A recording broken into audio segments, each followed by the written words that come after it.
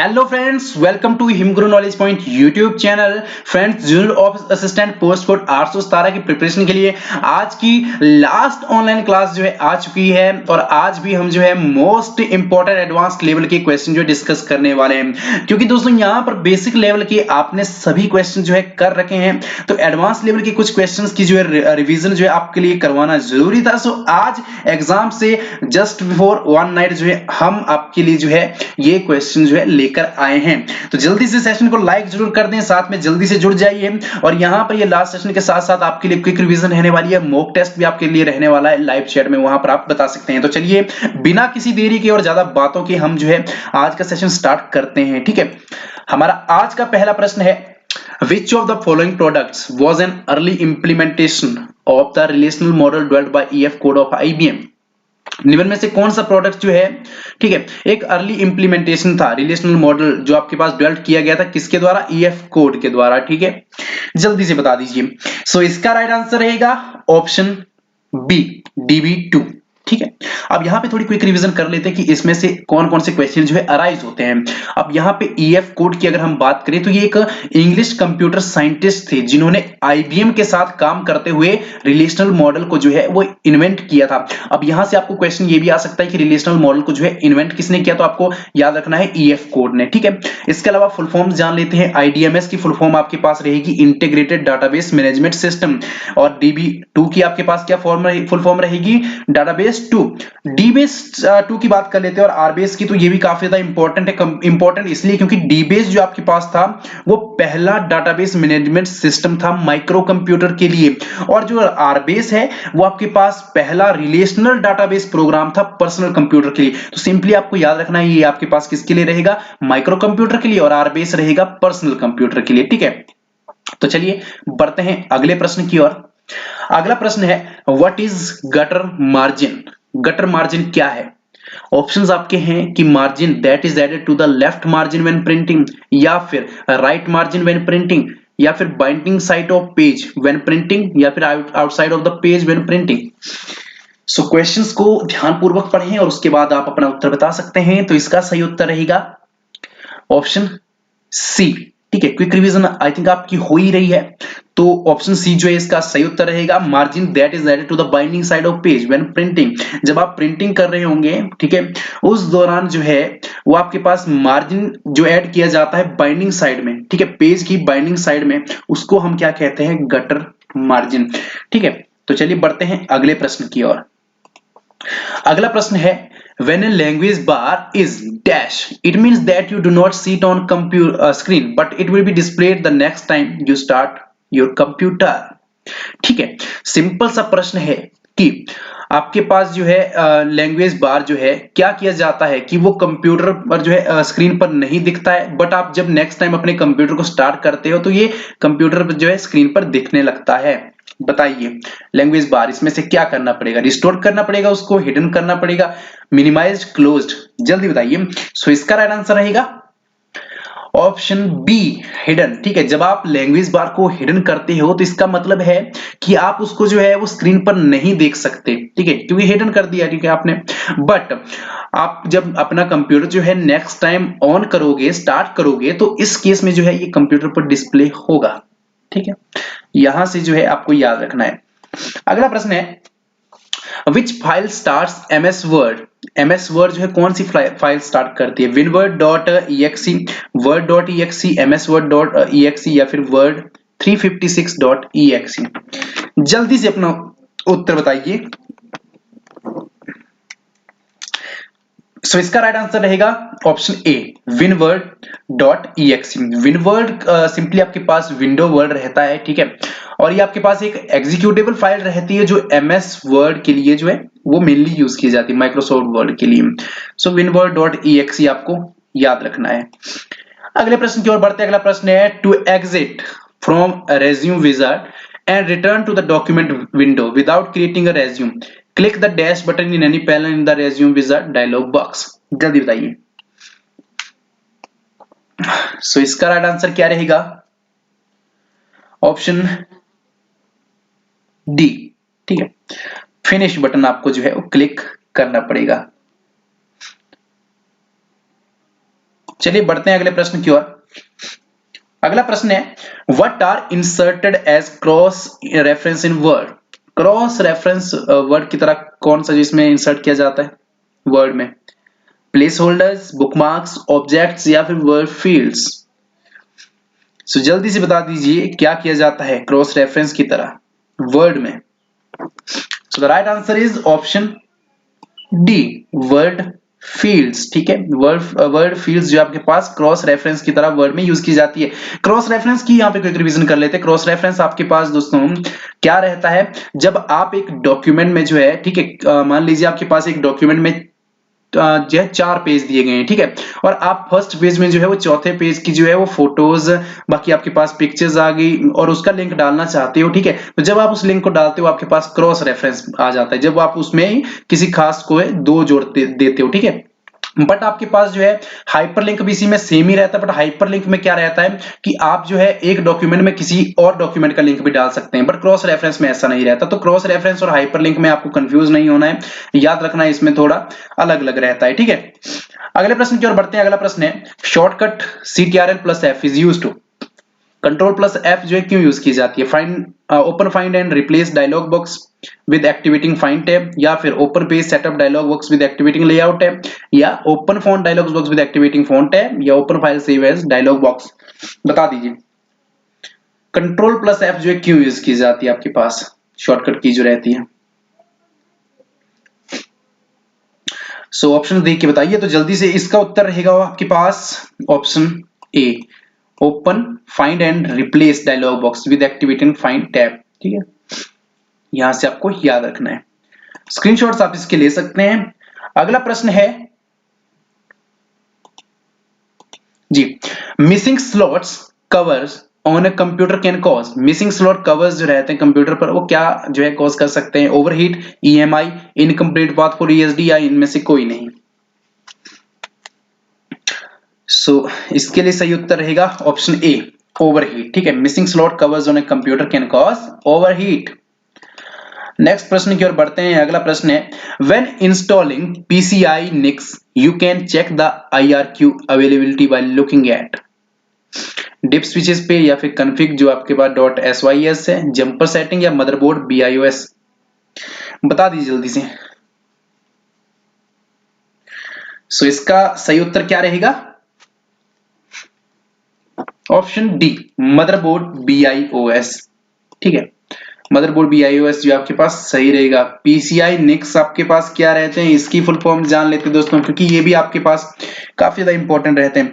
PCI की full form आपके पास रहेगी पेरिफेरल कंपोनेंट इंटरकनेक्ट, ठीक है। ये आपके पास जो कंट्रोलर रहते हैं उसको जो है अटैच करता है कंप्यूटर मदरबोर्ड्स के साथ, ठीक है। बाकी आपके पास जो निक्स रहते हैं इसकी फुल फॉर्म क्या रहती है? Network interface cards. ये हार्डवेयर कंपोनेंट रहते हैं जिसके बिना आप जो है वो कंप्यूटर को जो है कनेक्ट नहीं कर सकते हैं नेटवर्क के साथ, ठीक है, ये भी आपको याद रखना है। तो चलिए बढ़ते हैं अगले प्रश्न की ओर।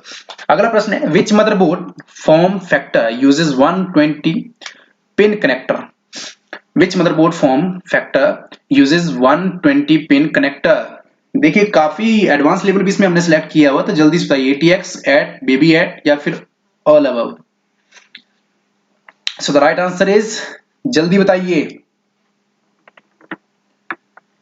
Right answer is option A, ठीक है, ATX।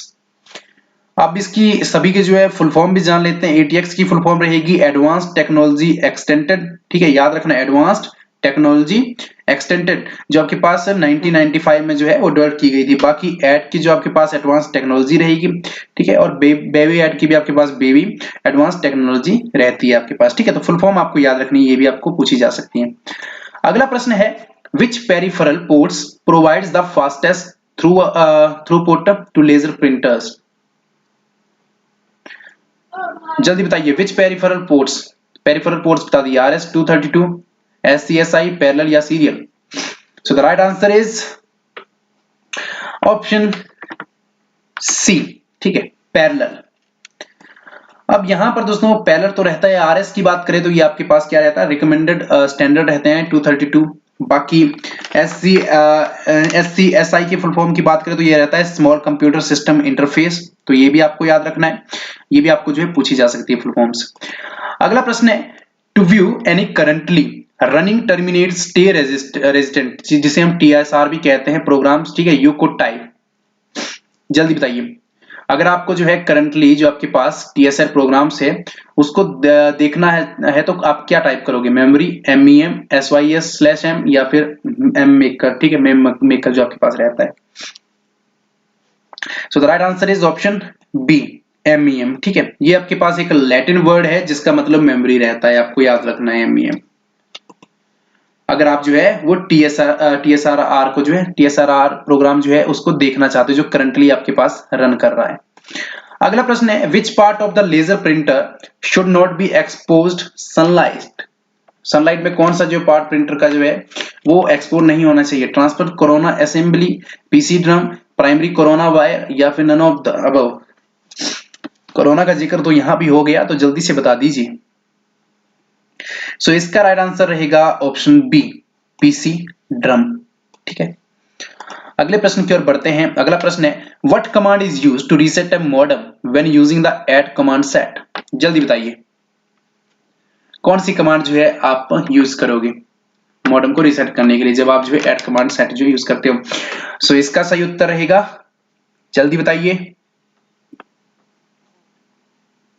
ऑप्शन बी, ठीक है, ATZ कमांड, ठीक है, ATZ कमांड। और इसकी भी फुल फॉर्म जान लेते हैं। ATZ की आपकी फुल फॉर्म क्या रहेगी? Attention restore configuration profile from non volatile RAM. अब यहाँ पर ATZ जो है आपके पास एक तरह की एब्रिविएशन रहती है, तो एब्रिविएशन जो है आपको याद रखनी है, एब्रिविएशन भी आपसे पूछी जा सकती है। बाकी ATR रहता है आपके पास ऑटोमेटिक टर्मिनल रिकॉग्निशन, और DTR आपके पास रहता है डाटा टर्मिनल रेडी जो आपके पास रहता है, और DC क्या रहता है? Data communication equipment. सो आपको ये सभी जो है याद रखने हैं, ठीक है। और DC एक तरह का मॉडेम ही रहता है आपके पास, तो आपको ये सभी याद रखने हैं, काफी ज्यादा ये आपके लिए हेल्पफुल रहेंगे। अगले प्रश्न की ओर बढ़ते हैं। अगला प्रश्न है इन SQL which command is used to make permanent changes made by statements issue since the beginning of a transaction? zip, pack, commit या फिर save। जल्दी बता दीजिए इसका उत्तर भी। काफी ज्यादा मजेदार क्लास हो रही है और व्यूअर्स जो है काफी ज्यादा उत्साह पूर्वक हैं, लाइक जरूर कर दे सेशन को, ठीक है। सो इसका सही उत्तर रहेगा ऑप्शन सी, कमेंट, ठीक है। जल्दी जल्दी अब कवर करते हैं। अगला प्रश्न है if special forms are needed for printing the output the programmer specifies these forms through. जल्दी बता दीजिए, if special forms are needed for printing the output the program specified these forms through. Options आपके पास दिए गए हैं, सो इसका सही उत्तर रहेगा ऑप्शन ए, JCL, ठीक है। बढ़ते हैं अगले प्रश्न की ओर। अगला प्रश्न है which of the following arrows a router to respond to an ARP request that is intended for a remote host gateway DP या फिर RARP, proxy ARP या IARP? So the right answer is option C, proxy ARP। अगला प्रश्न करते हैं। अगला प्रश्न है what operator test column for the absence of data. What operator test column for the absence of data. जल्दी बताइए, exist operator, not operator, is null operator या फिर नन ऑफ दीज। सो इसका सही उत्तर रहेगा is null operator. Null values के लिए यानी कि एब्सेंस ऑफ डाटा, यानी तो यहाँ पे नल है वैल्यूज, तो हमेशा जो है आपके पास इज नल ऑपरेटर जो है यूज किया जाता है। अगला प्रश्न है SQL can be used. SQL जो आपके पास स्ट्रक्चर्स क्वेरी लैंग्वेज रहती है वो किसके लिए यूज की जाती है? Creates database structures only, query database data only या फिर मॉडिफाइड डाटाबेस डाटा ओनली या फिर इन सभी के लिए। सो राइट आंसर क्या रहेगा? ऑप्शन डी, ठीक है, इन सभी के लिए जो आपके पास यूज रहती है। एक तो डाटाबेस स्ट्रक्चर्स को क्रिएट करने के लिए भी, ठीक है, डाटाबेस डेटा जो रहती है आपके पास उसको क्वेरी करने के लिए भी, और डाटाबेस डाटा को मॉडिफाई करने के लिए भी आपके पास जो है स्ट्रक्चर्स क्वेरी लैंग्वेज में इस्तेमाल की जाती है। अगला प्रश्न है if you want to execute more than one program at a time the system software you are using must be capable of word processing, virtual memory, compiling या फिर मल्टीटास्किंग। सो इसका सही उत्तर रहेगा ऑप्शन डी, मल्टीटास्किंग, ठीक है। अगला प्रश्न है all the time a computer is switched on its operating system software has to stay in main storage, primary storage, floppy disk या disk drive? So the right answer is option B, primary storage. अगले प्रश्न की ओर बढ़ते हैं। अगला प्रश्न है dash is the process of dividing the disk into tracks and sectors? कौन सी प्रोसेस है? ठीक है, जो डिस्क आपके पास जो ट्रैक्स एंड सेक्टर्स है उसको डिस्क में डिवाइड करती है, सॉरी डिस्क को जो है ट्रैक्स एंड सेक्टर्स में डिवाइड करती है, ऐसी प्रोसेस का नाम बताइए जल्दी से। सो इसका राइट आंसर रहेगा ऑप्शन बी, फॉर्मेटिंग। ठीक है, फॉर्मेटिंग एक ऐसी प्रोसेस जिससे आप डिस्क को जो है वो डिवाइड कर सकते हो ट्रैक्स एंड सेक्टर्स में। तो चलिए बढ़ते हैं अपने अगले प्रश्न की ओर। सो अगला प्रश्न यहाँ पे सामान्य ज्ञान का है, हिमाचल प्रदेश सामान्य ज्ञान का। प्रदेश में कौन सी ऐसी एकमात्र जल विद्युत परियोजना है जिसे पूरी तरह भूमि के नीचे बनाया गया है? या यूं कहें कि हिमाचल प्रदेश की पहली जो भूमिगत जल विद्युत परियोजना है उसका बारे में बता दीजिए। ठीक है, बसपा है, कोलडैम है, संजय है या फिर गज है? सो जल्दी से बताइए, ये आपको जो है क्विक रिवीजन है आपकी। ठीक है, तो आपको आना चाहिए। सो इसका राइट आंसर रहेगा ऑप्शन सी। ठीक है, संजय जल विद्युत परियोजना जो आपके पास इसका सही उत्तर रहेगा। चलिए बढ़ते हैं अगले प्रश्न की ओर। संजय जल विद्युत परियोजना जो है वो ना सिर्फ हिमाचल प्रदेश की परंतु एशिया की प्रथम जो अगर भूमिगत जल विद्युत परियोजना कही जाए तो रहेगी। ठीक है, अगला प्रश्न है शिमला में व्याकरण विद्यालय कहां स्थित है? जो ग्रामर स्कूल है शिमला में वो कहां पर स्थित है? संजौली में या फिर बोलेउगंज में या केथू में या नालदेहरा? सो आपको बताना है व्याकरण विद्यालय यानी कि ग्रामर स्कूल शिमला में कहां स्थित है। So the right answer is, जल्दी से बता दीजिए। सो इसका सही उत्तर रहेगा ऑप्शन सी, केथू में। ठीक है, याद रखना आपको, केथू में जो आपके पास वो शिमला में व्याकरण विद्यालय यानी कि ग्रामर स्कूल स्थित है। अगले प्रश्न की ओर बढ़ते हैं। अगला प्रश्न है मोहम्मद तुगलक द्वारा किस वर्ष कांगड़ा किला जीता गया? कांगड़ा किला से संबंधित बहुत सारे प्रश्न पूछे जाते हैं, तो आपको ये बताना है 1337 में, 1340 में, 1327 में या 1256 में?